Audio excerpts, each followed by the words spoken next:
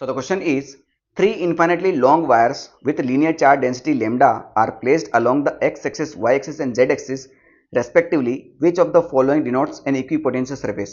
अब equipotential surface क्या होता है बेटा? जिसके हर एक पॉइंट पर पोटेंशियल सेम हो, कांस्टेंट हो, उसी को हम इक्विपोटेंशियल सरफेस कहते हैं। अब यहाँ पर पोटेंशियल की बात हो रही है बेटा, इलेक्ट्रिक फील्ड की बात नहीं हो रही। आप क्या करते हैं, इलेक्ट्रिक फील्ड ध्यान रखते हैं।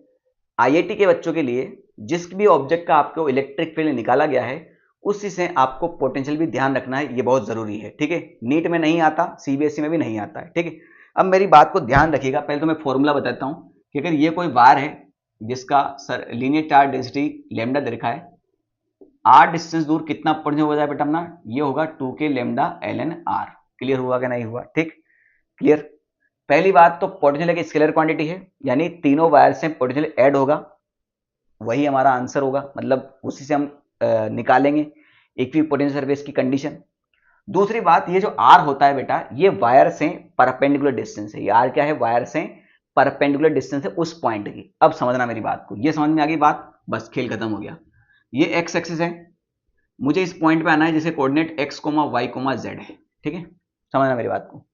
अगर ये डिस्टेंस आर जो है ओरिजिन से ली जाती, मान के चलो यहां पर कोई ओरिजिन 0 0 0 होता, तो अगर ये डिस्टेंस ओरिजिन से ली जाती तो बेटा मुझे ये डिस्टेंस भी मालूम होना चाहिए थी। अब मान के चलो ये एक्स एक्स में है तो मुझे ये डिस्टेंस मालूम होना चाहिए थी एक्स, और ये आर, तो फिर ये आपका root x square plus r square होता।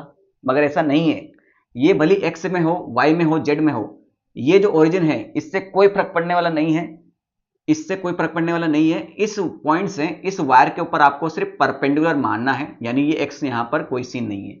एक्स एक्स से निकालोगे तो एक्स से कोई मतलब नहीं होगा, वाई एक्स से निकालोगे वाई से कोई मतलब नहीं होगा, जेड एक्स से निकालोगे जेड से कोई मतलब नहीं होगा, ये कहने का मतलब है मेरा। तो यहां पर अगर मैं ओरिजिन यहां भी मान लेता हूं तो परपेंडिकुलर डिस्टेंस तो एक्स एक्स से ये वाली होगी ना, है। अब इस ये डिस्टेंस कैसे निकालेंगे भाई, समझना मेरी बात को। अब थोड़ा सा इमेजिन करना, थोड़ा दिमाग पे जोर लगाना कि भैया मुझे इससे एक्स एक्स से एक्स वाई जेड पे जाना है, तो कैसे जाऊंगा? एक्स एक्स में एक्स जाऊंगा, फिर वाई डायरेक्शन में वाई जाऊंगा, फिर जेड डायरेक्शन में जेड जाऊंगा, आगे एक्स वाई और जेड, एक्स वाई और जेड। ठीक, एक्स डायरेक्शन की जो एक्स डिस्टेंस है इससे तो हमें कोई मतलब है नहीं, ये मैं ऑलरेडी डिस्कस कर चुका हूं। अब y और z ऐसे होगा तो ये जो r होगी ये इसका हाइपोटेनस होगा भाई, y और z, तो ये जो r होगा ये इसका हाइपोटेनस होगा। यानी मैं अगर इसको 3D में दिखाना चाहता हूं तो ये जाएगा y ऊपर और z कहीं आगे, इस प्रकार से z आगे, तो ये r जो होगा ये इसका हाइपोटेनस होगा। क्लियर है कि नहीं है? यानी x वाले वायर के लिए जो r होने वाला है वो हो जाएगा आपका root y square plus z square. अब मुझे बाकी दो समझाने की आवश्यकता नहीं है।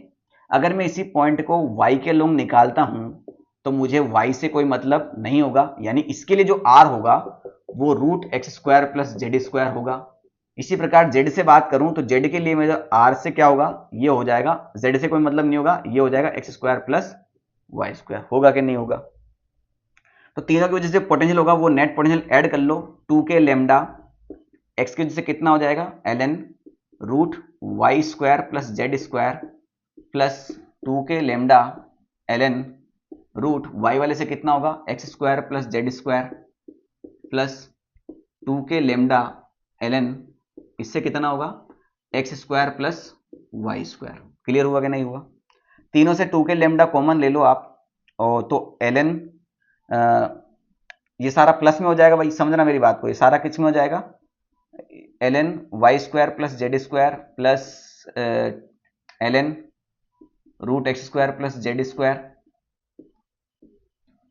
Plus ln root x square plus y square, है ना। ये स्टेप में लिखना नहीं चाहता था मगर ठीक है। अगर लॉग के अंदर a b c ऐसे ऐड हो रहा है तो क्या होता है बेटा, समझना मेरी बात को, है ना। सिंपल बेसिक प्रॉपर्टी है, ln a इंटू बी क्या होता है ln a plus ln b, तो यहां उल्टा करेंगे ना भाई, ln a plus ln b plus ln c, तो क्या हो जाएगा ln a into b into c, यानी ये हो गया आपका 2k लैम्डा ln, इन तीनों को मल्टीप्लाई करना है बस, तो ये हो जाएगा y square plus z square, ये हो जाएगा x square plus z square, ये हो जाएगा x square plus y square. ठीक, एक और प्रॉपर्टी और लगा दे तो हमारा काम हो जाएगा, है ना। कैसी प्रॉपर्टी सर, कौन सी प्रॉपर्टी लगानी है? तो यही लिख दो सर आप तो भाई, अगर यहाँ n ln x होता है तो मैं इसको ln x का पावर n भी लिख सकता हूं, है ना। इसको एल ये लिखते हैं, पावर आगे जाती है, बस ये सिंपल सी बात है। तो पावर ऊपर भी जा सकती है, तो ये जो 2 है ये ऊपर भी जा सकता है, तो इस 2 को अगर मैं यहां लिख दूं तो ये पूरा स्क्वायर हो जाएगा इसका। अब ये पूरा स्क्वायर हो गया तो भैया स्क्वायर वहां से हटा के सारे रूट हटा दो ना, बस काम खत्म। ये यहां से हमने स्क्वायर भी हटा दिया और यहां से सारे रूट भी हटा दिए, ठीक है, स्क्वायर भी हटा दिया और यहां से हमने सारे ये रूट भी हटा दिए। क्लियर, सिंपल सी बात है। अब ये पोटेंशियल आपका कांस्टेंट होना चाहिए, तो के और लेमडा तो वैसे ही कांस्टेंट है। एल के अंदर का जो पूरा सीन ये है, अगर ये कांस्टेंट हो जाए तो ये भी आपका कांस्टेंट हो जाएगा, तभी तो ये इक्वी पोटेंशियल सरफेस बनेगा ना, ठीक है। तो ये भी कांस्टेंट, ये भी कांस्टेंट, तो इसके चीज का ये पूरा सीन क्या होना चाहिए, कांस्टेंट होना चाहिए, जो कि ऑप्शन नंबर सी में है, ठीक है। आई होप ये पूरा एक्सप्लेनेशन आपको अच्छे से समझ में आ गया होगा। बस आपको ये समझना है कि जो आर है हमने ये कैसे निकाला है।